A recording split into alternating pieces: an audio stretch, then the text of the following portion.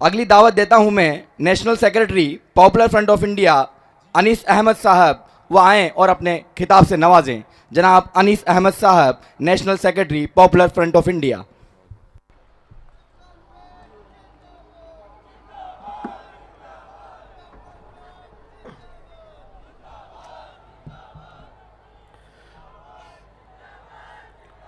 अल्हम्दुलिल्लाह रब्बिल आलमीन अस्सलातु वस्सलाम अला रसूलिहिल करीम व अला आलिहि व अस्हाबिहि अजमईन इला यौमिद्दीन। बिस्मिल्लाहिर रहमानिर रहीम। रब्बि इश्रह ली सदरी वयस्सिर ली अमरी वहलुल उक़दतम मिन लिसानी यफ़क़हू क़ौली व क़ुल जाअल हक़्क़ु व ज़हक़ल बातिल इन्नल बातिल कान ज़हूक़ा। मेरे सामने बैठे हैं मेरे अज़ीज़ भाइयों और बहनों, हमारे स्टेज पे बैठे इस मुल्क के अंदर इंसानी हुकूक़ के लिए काम करने वाले अज़ीम व शान ह्यूमन राइट्स और एक्टिविस्ट, और हमारी इस आवाज़ पर दावत देने वाले हर तबक़ात के लोगों को अस्सलाम वालेकुम व रहमतुल्लाहि व बरकातहू। सबसे पहले मैं आप लोगों का शुक्रिया अदा करना चाहता हूँ, वो इसलिए क्योंकि इस प्रोग्राम में आप लोगों ने आकर ये साबित कर दिया है कि पॉपुलर फ्रंट ऑफ इंडिया के ऊपर कितने भी बेबुनियाद इल्ज़ामात लगा दें, उस इल्ज़ामात का जवाब पॉपुलर फ्रंट ऑफ इंडिया ने इंशाल्लाह आप लोग देंगे। मुझे पता है आप लोगों को यहां पर आना आसान नहीं था। यहां पर आने से पहले बहुत से एजेंटों को आपके पास भेजा गया था, यह बताने के लिए कि इस प्रोग्राम में आप मत जाइए, पॉपुलर फ्रंट ऑफ इंडिया के साथ रिश्ता मत रखिए, पॉपुलर फ्रंट ऑफ इंडिया के साथ कोई ताल्लुकात मत रखिए। हमारे यहाँ पर जो उलमा हजरात सामने बैठे हैं, मैं आप लोगों का शुक्रिया अदा करना चाहता हूँ, क्योंकि आप लोगों ने इन सारे एजेंटों के बातों को रिजेक्ट कर कर आप लोग यहाँ पर आए, आकर आज आप लोगों ने पॉपुलर फ्रंट ऑफ इंडिया के साथ हिमायत की, पॉपुलर फ्रंट ऑफ इंडिया को सपोर्ट किया। ये आपका जो सपोर्ट है, ये पॉपुलर फ्रंट ऑफ इंडिया पर कर्ज है। इंशाअल्लाह मैं हमारे उलमाओं से कहना चाहता हूं, जब भी हमारे उलमाओं पर, हमारे मदरसों पर, हमारे मस्जिदों पर, हमारे वक्फ पर, हमारे उलमाओं की इज्जत पर जब भी कोई हाथ डालेगा, इंशाअल्लाह पॉपुलर फ्रंट ऑफ इंडिया आपके लिए वहां पर मौजूद रहेगा। हमारे दलित भाई जो आज यहां पर आए हैं, हमारे आदिवासी भाई जो यहां पर आए हैं, मैं आप लोगों का भी शुक्रिया अदा करता हूं। जिस तरीके से आज आप लोग यहां पर आकर आपने हमारा साथ दिया है, पॉपुलर फ्रंट ऑफ इंडिया का एक एक कैडर आपके लिए हमेशा मौजूद रहेगा। ये जो हम कॉन्फ्रेंस कर रहे हैं, पूरे इंडिया के अंदर जो हम ये कॉन्फ्रेंस कर रहे हैं, ये कॉन्फ्रेंस का नाम है हमें भी कुछ कहना है। इस कॉन्फ्रेंस में हम आपके सामने अपने दिल की जज्बात की बात करेंगे, हम मन की बात नहीं करेंगे, क्योंकि पिछले 3.5 साल से मन की बात एक गाली है।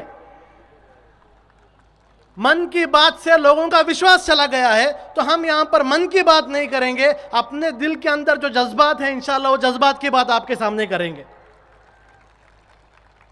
आज हम मुल्क के अंदर देख रहे हैं, पिछले चंद दिनों से या एक महीने से पॉपुलर फ्रंट ऑफ इंडिया के ऊपर एक इल्जामात लगाया जा रहा है। सबसे पहली चीज, ये इल्जामात हमारे लिए कोई नया चीज नहीं है। हमारे चेयरमैन साहब ने ऑलरेडी बता दिया है कि जब से हम शुरू हुए हैं तब से ये इल्जामात आ रहे हैं। आज तक ये इल्जामात हमें रोक नहीं सके, इंशाअल्लाह कभी रोक भी नहीं सकेंगे। आज यहां पर चंद मीडिया हाउसेस, जिसको हम पेड मीडिया हाउसेस कहते हैं, आज सुबह जिन लोगों ने टाइम्स नाउ देखा होगा, टाइम्स नाउ में मेरे कल जो मैंने औरंगाबाद में स्पीच दिया था, उस स्पीच का लाइन बताया गया, उसमें मैंने टाइम्स नाउ का नाम नहीं लिया था, लेकिन टाइम्स नाउ ने कहा कि पॉपुलर फ्रंट टाइम्स नाउ के खिलाफ बात कर रहा है। आज मैं उनका नाम लेके कहूंगा कि वो एक पेड मीडिया है। मैंने कल उनका नाम नहीं लिया, उन्हें पता चला मैं उनके बारे में कह रहा था। क्यों? क्योंकि चोर के दाढ़ी में तिनका।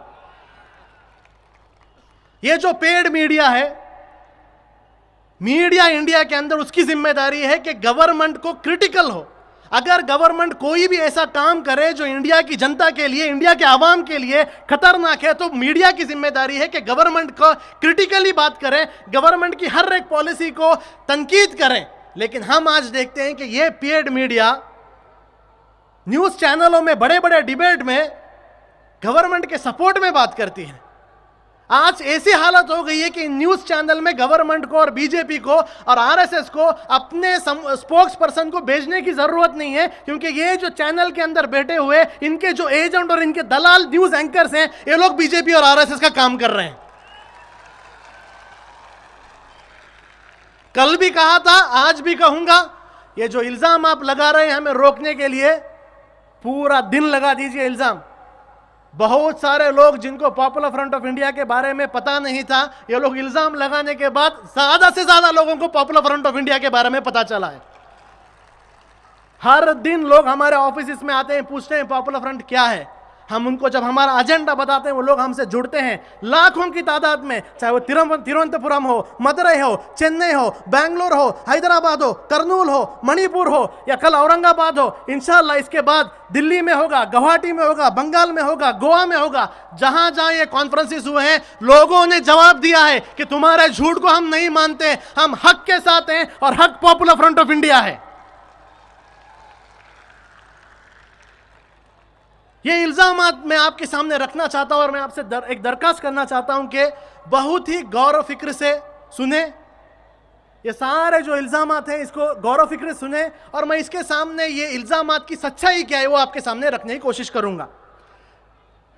तो 1 महीने पहले चंद न्यूज चैनल के अंदर ये बात आई कि NIA, national investigation agency, NIA ने होम मिनिस्ट्री को एक डोसियर दिया। डोसियर का मतलब होता है कलेक्शन ऑफ डॉक्यूमेंट्स, और उस डोसियर में बताया गया कि पॉपुलर फ्रंट ऑफ इंडिया को बैन करना चाहिए। क्यों बैन करना चाहिए? क्योंकि पॉपुलर फ्रंट ऑफ इंडिया के ऊपर 4 इल्जामात हैं।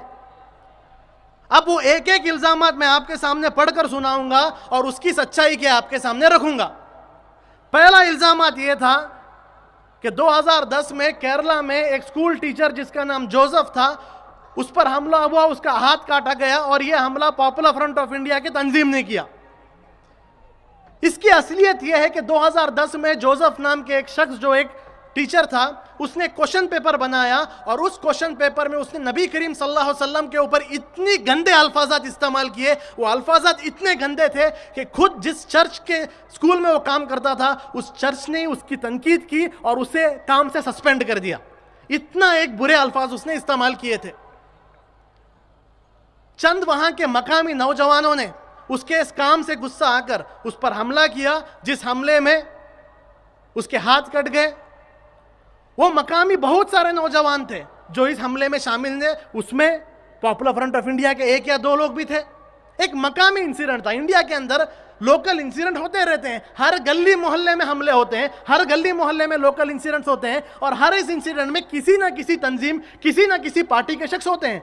लेकिन यहां पर एक पॉलिटिक्स खेला गया। वो पॉलिटिक्स ये था कि इस इंसिडेंट को लेकर पॉपुलर फ्रंट ऑफ इंडिया को बदनाम करो, हम पर इल्जामात लगाए, हमारे ऑफिसर्स पर रेड किए गए, हमारे मेंबर्स को अरेस्ट किया गया। हमने उसी दिन केरला के अंदर और दिल्ली के अंदर प्रेस कॉन्फ्रेंस बुलाकर हमने कहा, यह केस के साथ हमारा कुछ भी लेना देना नहीं है। पॉपुलर फ्रंट ऑफ इंडिया इसको कंडेम करता है, हमारा कोई लेना देना नहीं है। ये दूसरे दिन हमने कहा, लेकिन यह बात किसी को नहीं चाहिए थी, कोई सुनने के लिए रेडी नहीं था। हम इसके पीछे कोर्ट में गए, और आखिरकार आप लोग जानते हैं कि इसी एनआईए कोर्ट ने फैसला सुनाया कि इस प्रोफेसर के जो केस है, इस केस में पॉपुलर फ्रंट ऑफ इंडिया का कोई लेना देना नहीं है। लेकिन आप लोग यहां पर सोचेंगे कि ये चीज जो कोर्ट का ऑर्डर है, ये कोर्ट का ऑर्डर कोई भी मीडिया कोर्ट नहीं करता। दूसरे टाइम पर बड़े बड़े कोर्ट की बातें करते हैं लोग, ट्रिपल तलाक कोर्ट का हुक्म है, इसका कोर्ट का हुक्म है, कोर्ट का हुक्म। लेकिन जब वही कोर्ट ये कहती है कि पॉपुलर फ्रंट ऑफ इंडिया का कोई भी तंजीम इसके साथ जुड़ा हुआ नहीं है, ये कोर्ट की बातें ये लोग नहीं करते। ये एक मुनाफिकत है। मैं आपको सच्चाई बताता हूं। ये लोग कहते हैं कि पॉपुलर फ्रंट को बैन करो क्योंकि इसके चंद लोगों ने इस क्राइम में शामिल थे। मैं आपके सामने बताता हूं इंडिया के अंदर कितने पॉलिटिकल किलिंग्स होते हैं। पॉलिटिकल किलिंग का मतलब होता है जहां पर सियासी पार्टी के लोग आपस में एक दूसरों का मर्डर करते हैं। पिछले 6.5 साल का हमने राइट टू इंफॉर्मेशन एक्ट से केरला पुलिस के पास से हमने इंफॉर्मेशन लिया। आपके सामने मैं पढ़ता हूं अभी वो चीजों को। उस रिपोर्ट में आया कि इस कांग्रेस की 5 साल और सीपीएम के 1.5 साल, इसमें कितने मर्डर्स हुए और मर्डर में कौन कौन शामिल है आप लोग जानते होंगे कि 24 मर्डर केसेस में वहां पर की जो रूलिंग गवर्नमेंट है कम्युनिस्ट पार्टी के लोग इन्वॉल्व थे। और बीजेपी जो अपने आप को बड़ी साफ कहती है कि हम पर वहां पर जुल्म हो रहा है, केरला में हमारे मेंबरों पर हमला हो रहा है, अमित शाह जाकर वहां बड़े बड़े रैली कर रहा है, इसी बीजेपी के लोग सिर्फ 6.5 साल के अंदर 17 मर्डर केसेस में इन्वॉल्व हैं। 17 मर्डर केसेस में। कांग्रेस पार्टी और उनके जो अन्य लोग हैं उनके ऊपर 2, मुस्लिम लीग के ऊपर 4, पॉपुलर फ्रंट के ऊपर 2। अगर इसी बुनियाद पर अगर आपको बैन करना है तो सबसे पहले बैन आपको बीजेपी को करना है क्योंकि उनके लोग 17 मर्डर केसेस में इन्वॉल्व हैं।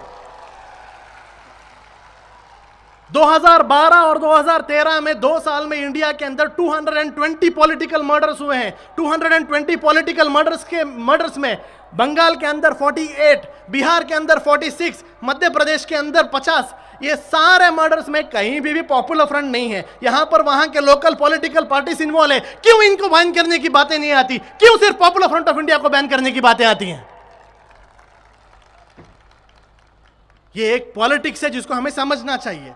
दूसरा इल्जाम में लोग लगाते हैं कि केरला के अंदर कन्नूर में नारा नाम की एक जगह में पॉपुलर फ्रंट ऑफ इंडिया के लोग टेररिस्ट कैंप चला रहे थे। इसकी असलियत बताता हूं। पॉपुलर फ्रंट ऑफ इंडिया हर साल एक कैंपेन चलाता है जिसका नाम है हेल्थी पीपल हेल्थी नेशन, जिसमें हम लोग आवाम के पास जाकर खुलेआम लोगों के बीच में लोगों को योगा ट्रेनिंग्स देते हैं, हेल्थी ये फिजिकल फिटनेस की ट्रेनिंग देते हैं, योगा कैंप्स होते हैं हमारे। तो उसी तरीके से केरला के कन्नूर में कैंप हो रहा था। संघ परिवार के लोगों ने पुलिस पर प्रेशर डाला कि ऐसा कैंप हो रहा था। पुलिस ने आकर उस कैंप पर हमला एक रेड किया, 21 हमारे मेंबर्स को अरेस्ट किया। वो कैंप ऐसा था कि खुले ग्राउंड में हो रहा था और उस ग्राउंड को दीवार भी नहीं थी। अरे कौन से ऐसे बेवकूफ लोग हैं जो टेररिस्ट कैंप खुले ग्राउंड में चलाते हैं? और पुलिस ने ऐसे रिपोर्ट दिए थे कि वहां पर एक बाल्टी मिली थी, कहा कि यह बाल्टी बॉम्ब है। वहां पर एक छतरी मिली थी, कहा था यह छतरी बॉम्ब है। मैं और आगे नहीं जाऊंगा, पता नहीं क्या क्या मिला था, हर चीज को बॉम्ब बोले वो लोग वहां पर। हमारे 21 मेंबर्स को अरेस्ट किया गया। हम भी कोर्ट को गए और आखिरकार इन लोगों ने हम पर यूएपीए लगाया, हमारे मेंबर्स पर। यूएपीए का मतलब होता है जो ताड़ा पोटा है। ताड़ा पोटा का मतलब होता है एक बहुत ही खतरनाक कानून था, ताड़ा जैसा कानून। उस कानून को एक नया शक्ल दिया गया है जिसको यूएपीए कहते हैं। वो यूएपीए हमारे मेंबर्स पर लगाया गया। लेकिन हम केरला कोर्ट को गए। केरला कोर्ट में जाकर केरला की हाई कोर्ट ने खुले तौर से कहा कि इस केस में यूएपीए नहीं लगता और यूएपीए को खारिज कर दिया। भाइयों संयम बनाए रखे, हमारे वॉलंटियर संभाल लेंगे इंशाल्लाह। वहाँ कुछ भी नहीं हुआ है, आगे लोग कुर्सी पर बैठ रहे हैं, बस कुछ भी नहीं हुआ है। आप लोगों से गुजारिश है बैठ जाइए, कुछ भी नहीं हुआ है, केवल कुर्सी बैठ रहे हैं। तो ये जो बात मैं आपके सामने रखना चाहता था कि केरला की हाई कोर्ट ने कहा कि ये नारा कैंप के अंदर कोई भी टेररिज्म का काम नहीं हो रहा था। फिर एनआईए सुप्रीम कोर्ट को गई और सुप्रीम कोर्ट ने कहा कि ये एनआईए का जो एक अर्जी है, ये अर्जी नालायक अर्जी है, इसको सुप्रीम कोर्ट एक्सेप्ट ही नहीं करती। और जो केरला हाई कोर्ट ने फैसला सुनाया था कि पॉपुलर फ्रंट ऑफ इंडिया के इस कैंप में कोई टेररिज्म का काम नहीं हो रहा था, यह फैसला ही सही फैसला है। अब मैं आपको बताना चाहता हूं कि असल किनके ऑफिसों में टेररिज्म का काम हो रहा है। सिर्फ 2 हफ्ते पहले केरला के अंदर बीजेपी के ऑफिस के अंदर रेड किया गया। उस रेड में बीजेपी ऑफिस के अंदर तलवार मिले, उस रेड में बीजेपी ऑफिस के अंदर बॉम्ब मिले। क्यों बीजेपी को आप टेररिस्ट ऑर्गेनाइजेशन नहीं कहते? 2006 में यूपी में, 2006 में महाराष्ट्र के नांदेड़ में 2 बजरंग दल के मेंबर बॉम्ब बनाते बनाते मर गए। 2008 में कानपुर में बजरंग दल के 2 लोग अपने अपार्टमेंट में बॉम्ब बनाते बनाते ब्लास्ट होकर मर गए। तमिलनाडु के अंदर तेनकासी में आरएसएस के ऑफिस के अंदर पाइप बॉम्ब मिला।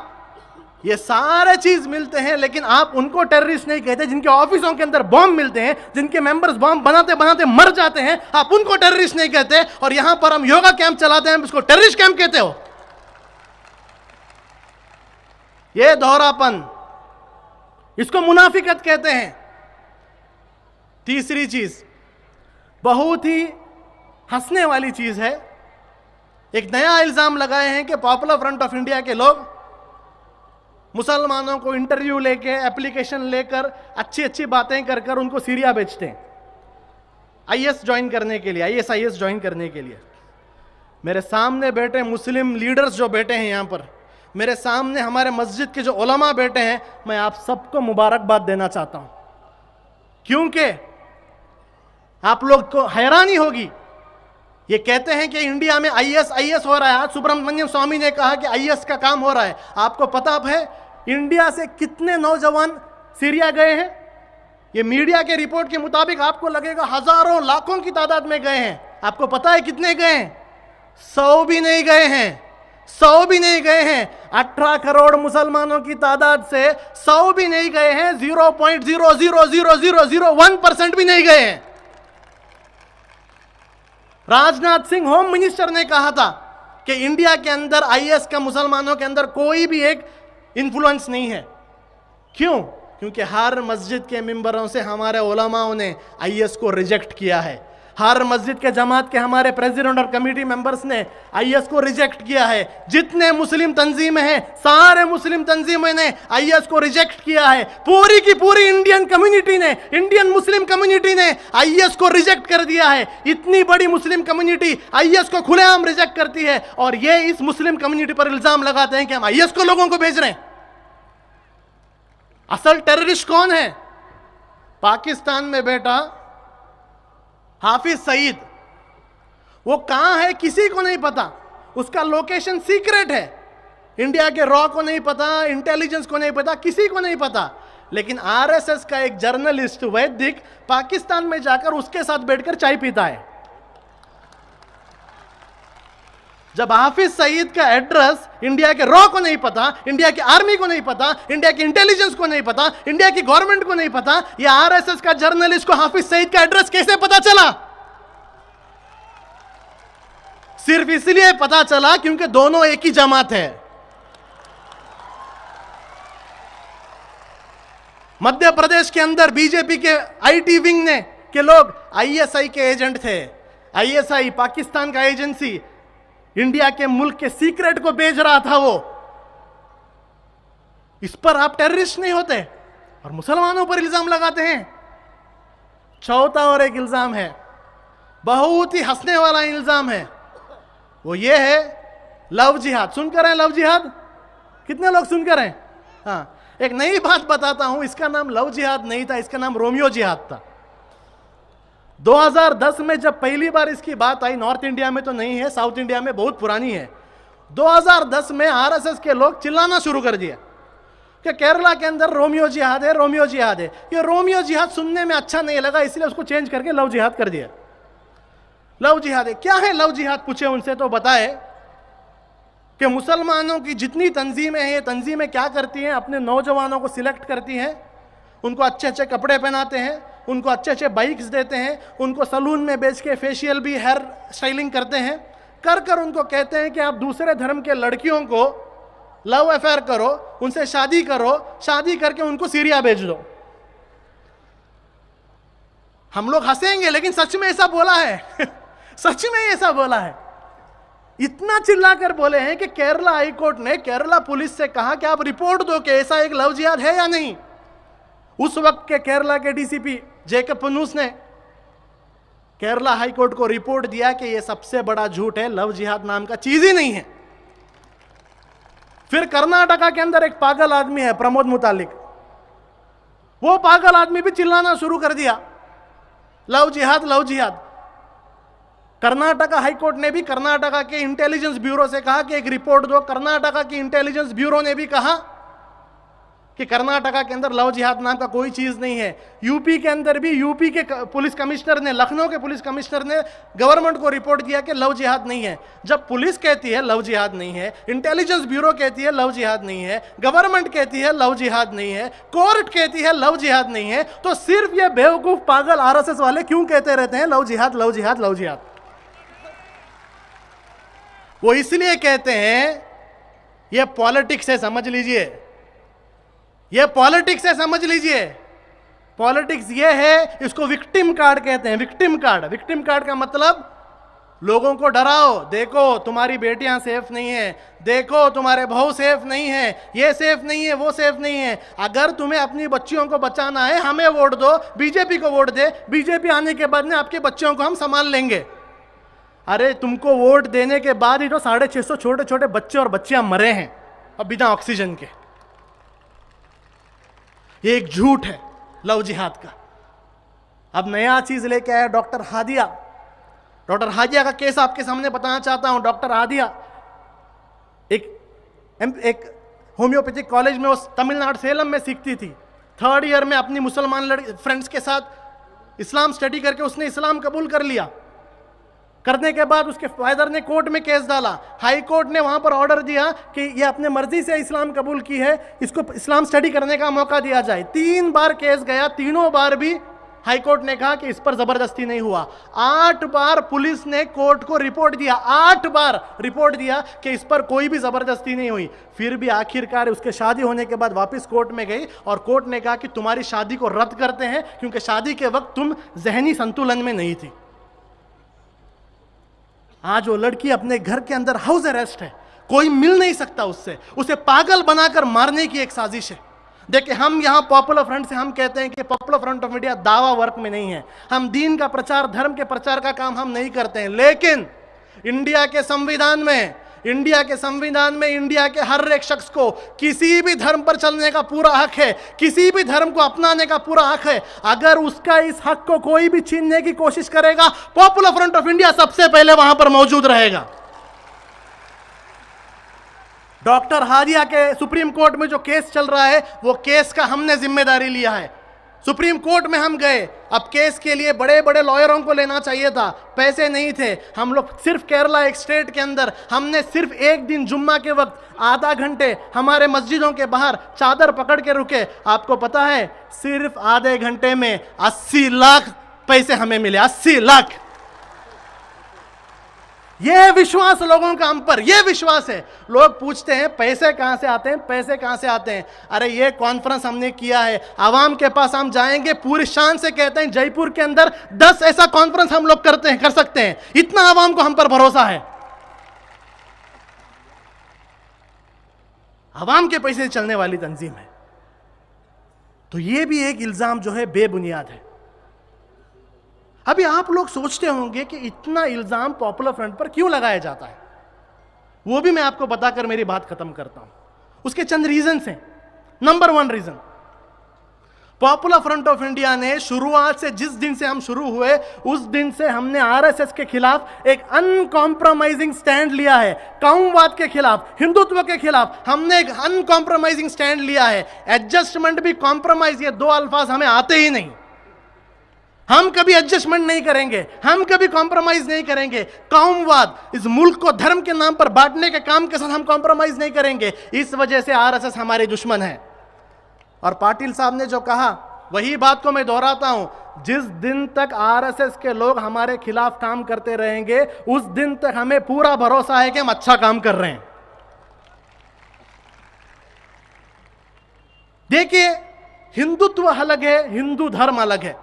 यह आरएसएस की एक कोशिश है कि वो हिंदू धर्म को हिंदुत्व के साथ जोड़ना चाहता है। हिंदू धर्म जो है एक महान धर्म है, श्री राम कृष्ण संतों का धर्म है। हिंदुत्व जो है यह सावरकर नाम के एक शख्स ने बनाया। सावरकर कौन था? इसको अंग्रेजों ने पकड़कर अंडमान निकोबार जेल में भेजा। वहां जाते ही इसकी हालत ढीली हो गई। उसने वहां पर अंग्रेजों को लेटर लिखा कि मैं हाथ जोड़ता हूं, मुझे माफ कर दो, मुझे यहां से छोड़ दो। अगर आप लोग मुझे छोड़ोगे, जिंदगी भर आपकी तलवे चाटूंगा, कभी भी अंग्रेजों के खिलाफ काम नहीं करूंगा। यह है सावरकर। उस गद्दार सावरकर ने जेल से बाहर आकर किताब लिखी और उस किताब में उसने हिंदुत्व के बारे में सबसे पहला जिक्र किया यानी ये आरएसएस वो तंजीम है, एक गद्दार सावरकर के बनाए हुए एक गद्दार आइडियोलॉजी हिंदुत्व को मानने वाली एक गद्दार तंजीम आरएसएस है। हम इनके साथ कॉम्प्रोमाइज नहीं करते, हम रिजेक्ट करते हैं इनके सारे आइडियोलॉजी को। दूसरी चीज, हम मुस्लिम कम्युनिटी के अंदर इज्जत की बात करते हैं, हम पॉजिटिविटी की बात करते हैं, हम मुसलमानों से कहते हैं रोना धोना बंद करो, ये पुरानी बातें पूरा छोड़ दो। अफसोस की बात यह है, आप देखेंगे आज अगर पूरे इंडिया के अंदर सबसे मायूस और नेगेटिव कम्युनिटी कोई है तो मुसलमान है। आप हर किसी के पास मोबाइल फोन होगा, सुबह सुबह को अपना मोबाइल फोन उठा के देख लीजिए, व्हाट्सएप देख लीजिए, व्हाट्सएप में सिर्फ 2 तरीके के मैसेज हमें आते हैं। एक, यहां मार पड़ा, वहां पर पेशाब पिलाए, वहां पर गोबर खिलाए, ऐसा एक मैसेज। दूसरा मैसेज आता है 10 लोगों को फॉरवर्ड करो, बरकत आ जाएगा। इसी तरीके के मैसेज आते हैं हमें पॉजिटिव मैसेज नहीं आते। हम कहते हैं पॉजिटिव बात करो, जो हुआ उसे भूल जाओ, जो तकलीफात हुए उसे भूल जाओ, पुरानी बातों को भूल जाओ। हम हजरत टीपू सुल्तान का वो कॉल कहते हैं, गीदड़ की 100 साला जिंदगी से बेहतर शेर का एक दिन है।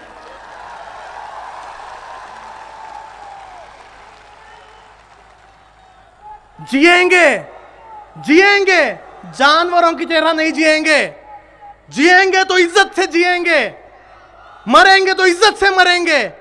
सिर्फ जीने की बात नहीं, इज्जत के साथ जीने की बात पॉपुलर फ्रंट ऑफ इंडिया करता है, और यह बात उन्हें पसंद नहीं है, इसलिए वो हम पर इल्जामात लगाते हैं। तीसरी चीज, हम मुसलमानों को मेन स्ट्रीम में लाने की बात करते हैं। सचर रिपोर्ट में आता है सबसे पिछड़ा हुआ कम्युनिटी इंडिया के अंदर कोई है, मुस्लिम कम्युनिटी है। 3.5% IAS officer, 4% police officer, army में सिर्फ 4%, रेलवे में सिर्फ 4%। किसी महकमे में भी देख लो, मुसलमानों का परसेंटेज सिर्फ 3 या 4% है। सिर्फ एक ही जगह है जहां पर हम हमारे तादाद से ज्यादा हैं, वो है जेल। जेलों में भरा गया, इल्जामात लगा के, झूठे इल्जामात लगा के जेलों में भरते हैं। 8 साल के बाद कहते हैं आप बेगुनाह हैं, बाहर आ जाओ, आपके जो 8 साल खराब हो गए उसके लिए आपको एक ऑटो रिक्शा दे देंगे। हैदराबाद में ऐसा ही हुआ। तो हम कहते हैं कि एजुकेशन मुसलमानों के अंदर आए।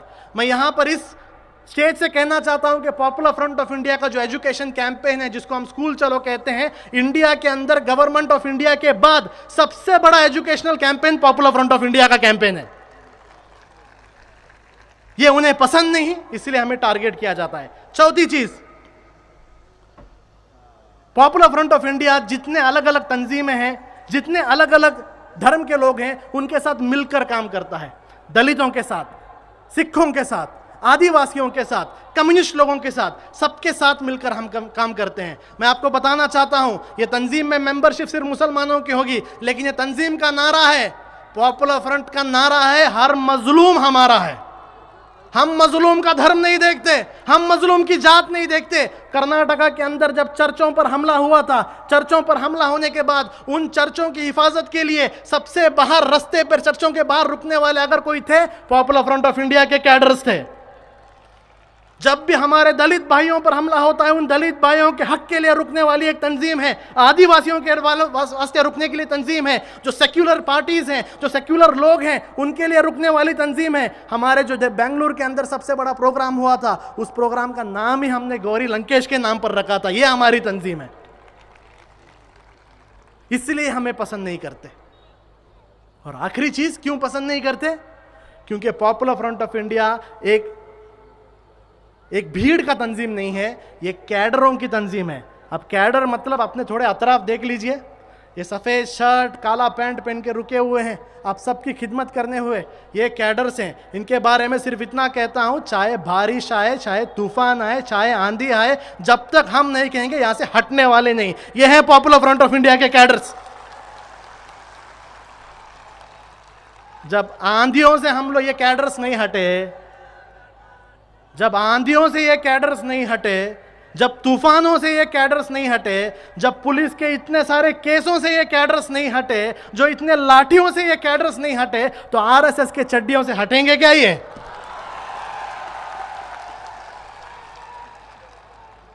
ये हमारी ताकत है। हम सोचते थे कि हम एक बड़ा प्रोग्राम कैसे कर सकते हैं, क्या लोग आएंगे हमारे प्रोग्राम में? 7 दिन में अगर हम कहेंगे आ जाओ, लोग आएंगे क्या? देखो ये कैडर तंजीम की एक ताकत है कि हमने सिर्फ 7 दिन में कहा हम कॉन्फ्रेंस करेंगे, अल्हम्दुलिल्लाह अल्हम्दुलिल्लाह आप लोग लब्बैक करके यहां पर आए। ये कैडर मूवमेंट और ये मास मूवमेंट, ये दोनों का deadly combination popular Front of India है और इस चीज से उन्हें तकलीफ है, इस वजह पर हम पर इल्जामात लगाते हैं।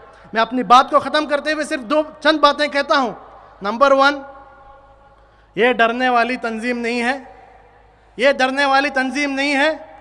एक शेर कहता हूं जो बार बार हम पॉपुलर फ्रंट के बारे में कहते हैं, आ सितमगर हुनर आजमाए, तुम तीर आजमाओ हम जिगर आजमाए। आप आजमाओ अपने ये पपट एजेंसीज को आजमाओ, अपने ये पेड मीडिया एंकर्स को आजमाओ, आप जितने भी एजेंसीज हैं इसको आजमाओ, केसेस को आजमाओ, लाठियों को आजमाओ, गोलियों को आजमाओ। पॉपुलर फ्रंट ऑफ इंडिया का हर एक कैडर और पॉपुलर फ्रंट ऑफ इंडिया से मोहब्बत करने वाली इतनी आवाम अपनी जिगर को इंशाअल्लाह आजमाएगी। संविधान के तौर पर लीगली आप पॉपुलर फ्रंट ऑफ इंडिया को बैन कर ही नहीं सकते। किसी भी एडवोकेट से पूछ लो, किसी भी जस्टिस से पूछ लो, पॉपुलर फ्रंट ऑफ इंडिया को डेमोक्रेटिकली आप लोग बैन कर ही नहीं सकते। हमें पूरा भरोसा है हम बैन हो ही नहीं सकते। न्यूज चैनल में कहा गया था चंद दिनों में पॉपुलर फ्रंट बैन हो गए। ये दिन हफ्ते हो गए, हफ्ते महीने हो गए, इंशाल्लाह ये महीने साल भी होंगे, ये हमें बैन नहीं कर सकेंगे। लेकिन अगर इन आरएसएस के लोगों ने अपनी मनुवादी सोच का इस्तेमाल कर जुल्म के साथ इस तंजीम को बैन करने की कोशिश की, इंशाअल्लाह हमें इंडिया के दस्तूर पर भरोसा है, इंशाअल्लाह हमें इंडिया के जुडिशरी पर भरोसा है और इंशाअल्लाह सबसे ज्यादा हमें आप लोगों पर भरोसा है कि आप लोग हमारे वास्ते इंशाअल्लाह खड़े होंगे। तो अपनी बात खत्म करते हुए वापिस आप लोगों का शुक्रिया अदा करता हूं कि आप लोग यहां पर आए और आप लोगों ने हमें सपोर्ट किया। इंशाअल्लाह आपका ये सपोर्ट हमारे लिए कर्ज है, जिस तरीके से आप हमारे लिए रुके हैं इंशाअल्लाह पॉपुलर फ्रंट हमेशा आपके लिए रुकेगा। वाखिर दाना अल्हम्दुलिल्लाहि रब्बिल आलमीन। अस्सलामु अलैकुम। जहां रहेगा वहीं रोशनी लुटाएगा, जहां रहेगा वहीं रोशनी लुटाएगा, किसी चिराग का अपना मकान नहीं होता। हजरात गिरामी, पॉपुलर फ्रंट ऑफ इंडिया एक ऐसा ही चिराग है। ये थे जनाब national secretary Popular Front of India जनाब अनीस अहमद साहब।